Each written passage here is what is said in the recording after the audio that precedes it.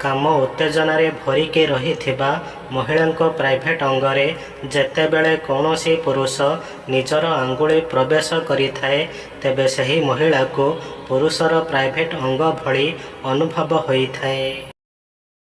जेउ महिला निज स्वामी को डरी न थाए तेबे सही महिला केबे भी कौनसी पर पुरुष सहित शारीरिक संपर्क बनाई नहीं थाए।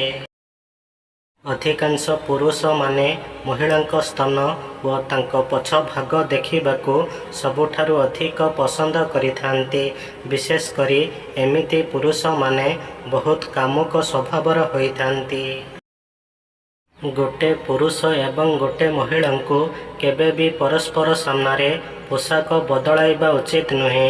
यह द्वारा मनरे तुरंत काम उत्तेजना जागृत हो जाइथाए। कपड़ा बदलाउथिबा किंबा सजाड़ुथिबा महिला को किंबा झियों को केबे भी देखिबा उचित नुहे, कारण यह द्वारा पाप उत्पन्न होइथाए। गोटे भल स्त्री सकाळे तांको स्वामी को पुओ परी व्यवहार करती, दिन में भौणी परी भल पाती एवं रातिरे निर्लज भावरे बेश्या परी शारीरिक संपर्क बनाई तांको स्वामी को संपूर्ण भावरे संतुष्ट करिथांती। चाकिरी पुरुष मानक ठारू गाँ छड़ाई नहीं थाए एवं विवाह महिला मानक ठारू निज घर अगणा छड़ाई नहीं थाए।